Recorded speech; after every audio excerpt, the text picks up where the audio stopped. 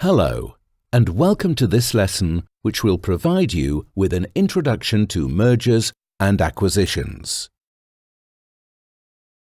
After you have finished this lesson, you will be able to, firstly, understand what is meant by mergers and acquisitions, and why it is important.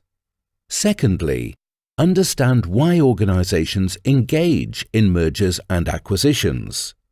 Thirdly, become familiar with the mergers and acquisitions process and the type of work involved. And fourthly, understand the value different advisors can bring to the mergers and acquisitions process. Over the duration of this course, you will be learning about the mergers and acquisitions process, how to conduct commercial and vendor due diligence, and how to ensure that transactions create value through synergies. Let's start by looking at why an organization engages in M&A. An organization can grow organically, which is where it expands by increasing output, growing the customer base, or by developing new products and services. By contrast, M&A is inorganic growth, and is where an organization pursues growth and profitability by buying, selling, dividing, or combining different organizations. M&A is usually strategic and transformational because it can fundamentally rethink markets and business models, and can reshape industry landscapes. M&A is of high importance to organizations because it can play an important part in growth strategy. This could mean quickly accessing new or adjacent markets, or helping an organization to scale up its core capabilities. Or it could mean divesting underperforming assets. In all likelihood, M&A activity will strongly influence the direction for the whole organization, meaning all senior executives will be involved to some degree. But M&A can also be highly disruptive to an organization because it can involve significant internal change, which needs to be managed very carefully. The slide shows some examples of why organizations have engaged in M&A. Some organizations like BT and Novartis have acquired direct competitors to build competitive advantage through scale and scope, whereas other organizations like Facebook and Google have acquired early-stage companies to fill a gap in desired competencies. Some organizations acquire companies with adjacent products or capabilities, like Apple acquiring Beats headphones, and other organizations acquire companies in the same or close industries to enhance their core operational capabilities. For some organizations, speed is important, and they will acquire strong companies in the same industry to quickly access new geographies or customer segments, such as Adidas acquiring Reebok, whereas other organizations will acquire unrelated companies to diversify into a new higher margin or growing industry. For many organizations, organic revenue growth can be flat or slow, particularly in times of economic downturn. If costs are not reduced, then organizations will face profit pressure. This slow growth means organizations often turn to M&A to pursue inorganic growth as a way of driving more profit, making acquisitions to enhance capabilities and strategic positioning should deliver top-line growth, as shown by the chart on the left of the slide, which is the result of some analysis on Standard & Poor's top 500 companies.